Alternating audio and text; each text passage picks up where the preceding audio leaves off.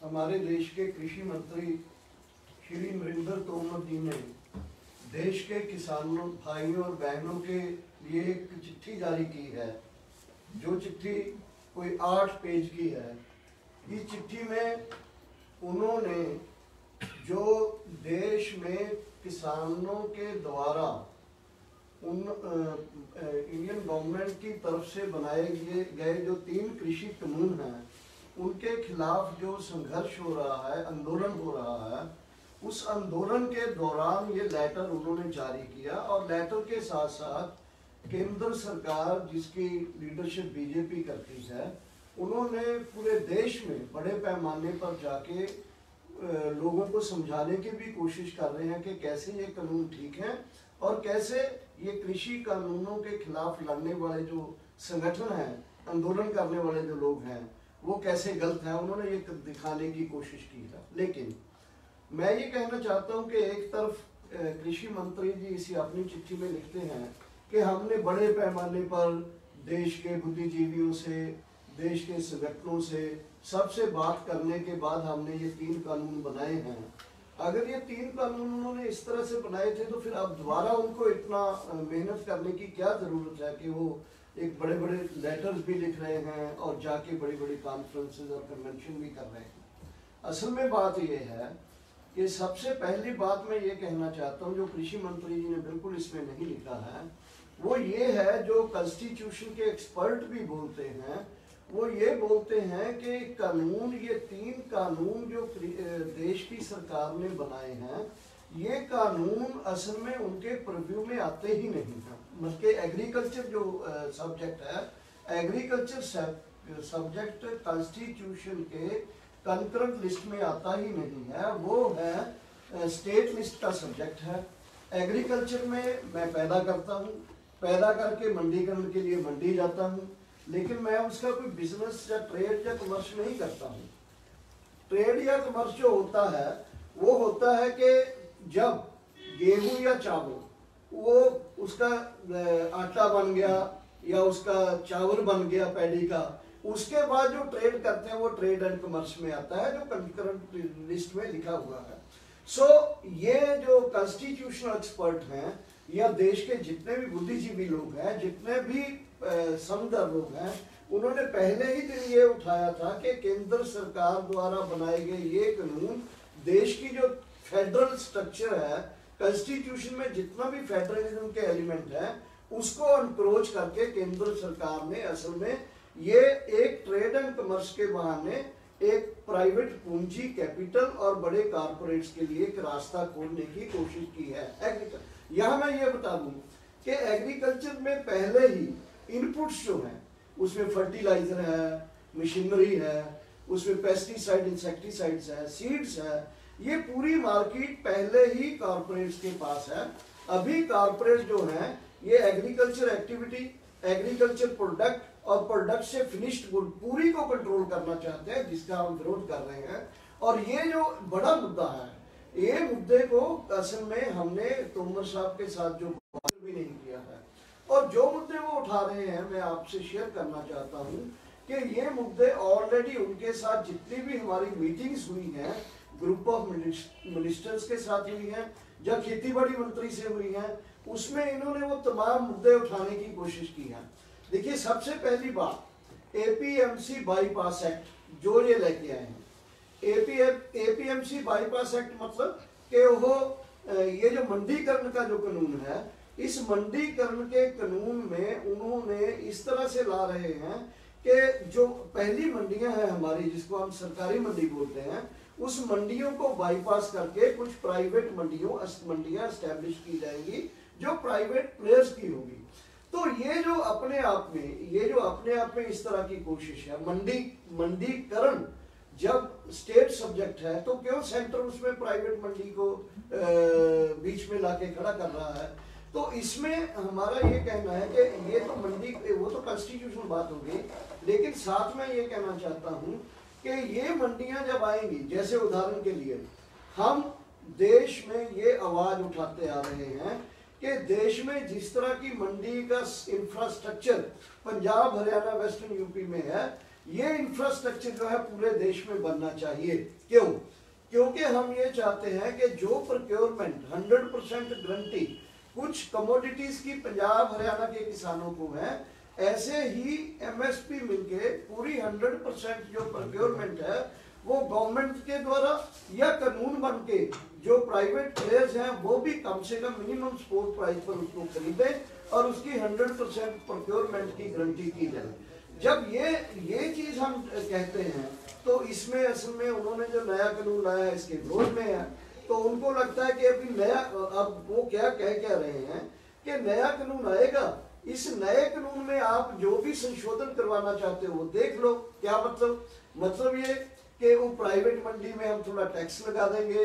Private मंडी में कुछ सरकार जो स्टेट गवर्नमेंट है थोड़ा उसको कंट्रोल कर लेगी, या प्राइवेट मंडी और उसमें जो भी व्यापारियों और किसानों के बीच में कोई झगड़ा होगा उसको एसडीएम नहीं कोई और जुडिशियल कोर्ट उसको हल कर देगी, बल्कि उसमें थोड़ा सुधार करना चाहते हैं। लेकिन ये लाया ही क्यों गया? क्या इसकी जरूरत थी? क्या इसके अलावा दूसरे जो ऑलरेडी चल रहे थे उनको रिस्ट्रक्चर करके उसमें जो भी नुक्स थे उनको रिफॉर्म करके उसको ठीक नहीं किया जा सकता था? दूसरा है कि ठेका खेती के बारे में। देखो, ठेका खेती का मतलब ये है कि मैं एक किसान हूँ, मैं एक किसी भी प्राइवेट प्लेयर के साथ एक कॉन्ट्रैक्ट करता हूँ कि आइए मेरी जमीन आप लीजिए और उस पर आप खेती कीजिए, या आप मुझे कुछ पैसा दीजिए, आप मुझे इनपुट्स दीजिए और उस पर मैं खेती करूँ। दोनों ही तरह से ये दखल जो है एक प्राइवेट प्लेयर का मेरी एग्रीकल्चर एक्टिविटी में होता है। मैं ये पूछना चाहता हूँ इसका जरूरत क्या है? ऑलरेडी जो गवर्नमेंट जो है, गवर्नमेंट को उसका नाबार्ड बना हुआ है, उसके बड़े बड़े एग्रीकल्चर डेवलपमेंट बैंक हैं, वो अपनी जो जिम्मेदारी छोड़ के किसानों को एक सब्सिडाइज्ड लोन देने की बजाय, उनको सब्सिडाइज्ड इंफ्रास्ट्रक्चर देने की बजाय, उनको सब्सिडाइज्ड इनपुट्स देने की बजाय वो क्या कर रहे हैं कि अब सरकार बोलती है कि हम छोड़ रहे हैं, आप प्राइवेट प्लेयर के पास जाओ, प्राइवेट प्लेयर आपको लोन भी देगा, आपकी फसल बीज भी देगा, आपके जो जमीन जो है उसका अगर वो आप उसको देते हो तो आपको कुछ ठेका भी देगा। अल्टीमेटली जो इसके होने वाला ये है, ये इसका मतलब ये है कि पूरी एग्रीकल्चर एक्टिविटी को इस तरह से बना देना, जो एग्रीकल्चर एक्टिविटी में बड़े बड़े जो कॉर्पोरेट्स हैं वो बड़े बड़े फार्म बनाएंगे, क्लस्टर फार्मिंग जिसको बोलते हैं। अब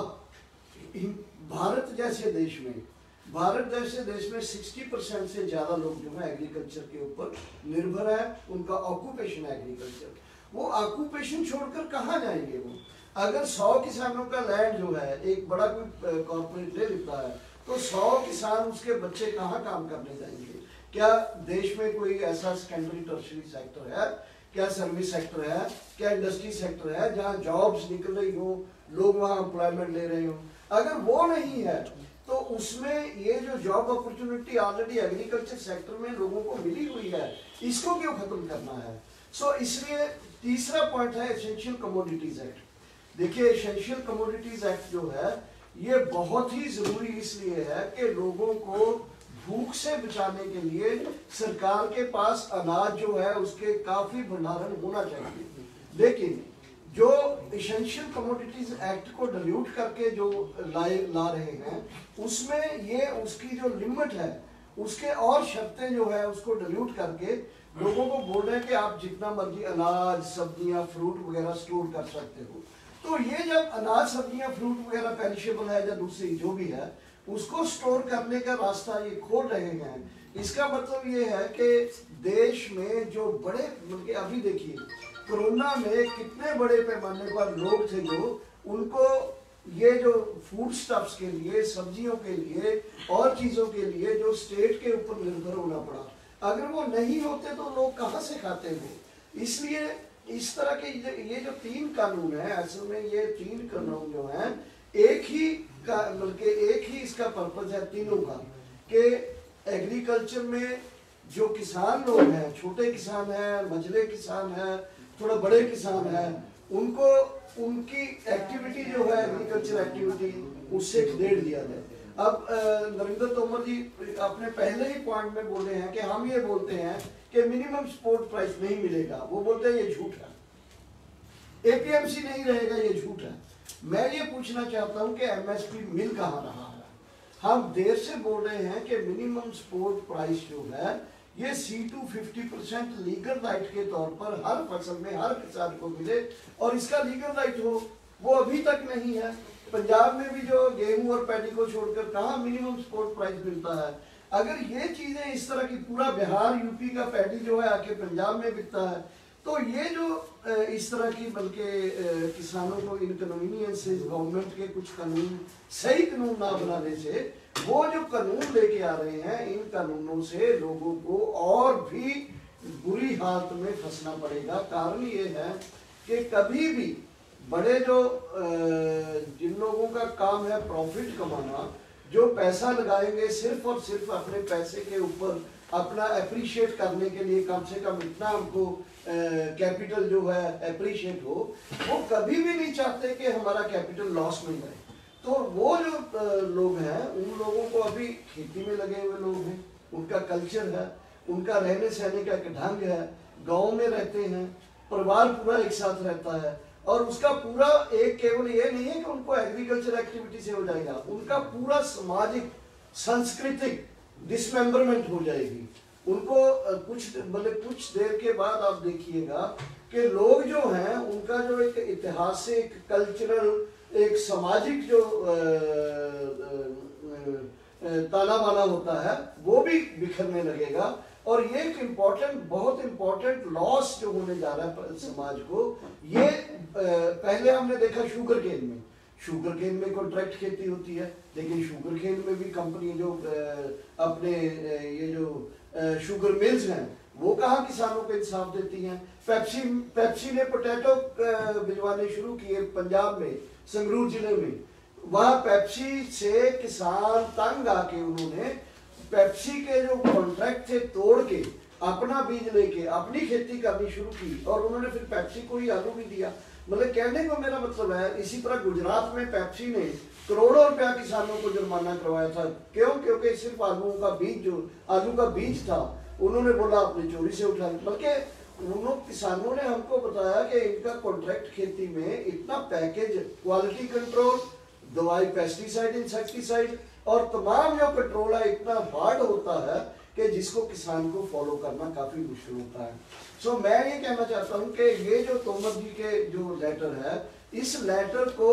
पूरे देश के जो इसके बारे में जो चल रहा है पूरे देश में, पूरे देश के बुद्धिजीवी, पूरे देश के किसान संगठन, पूरे देश के जो एग्रीकल्चर इकोनॉमिस्ट हैं, उन्होंने इन कानूनों के बारे में, अदरवाइज तो देखिए ये किसानों का आंदोलन इतना बनना नहीं था। किसानों के संगठनों को इतना जो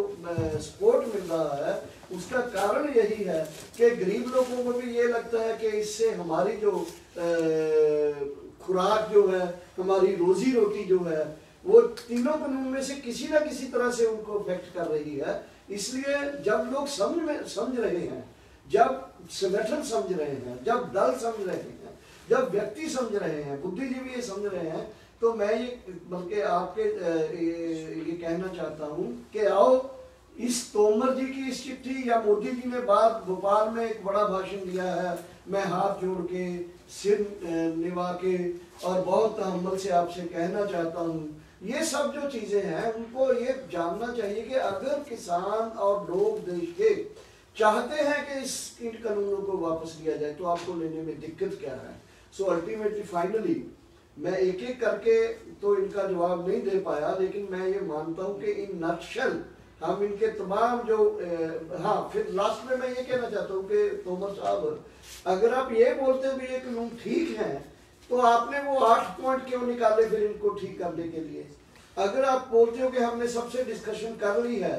तो अमित शाह जी ने हमारी मीटिंग में क्यों कहा कि हमारी डिस्कशन करने में थोड़ी दिक्कत आएगी, पूरी डिस्कशन हम नहीं कर पाए किसान संगठनों के साथ, आप कर लेते हैं। यानी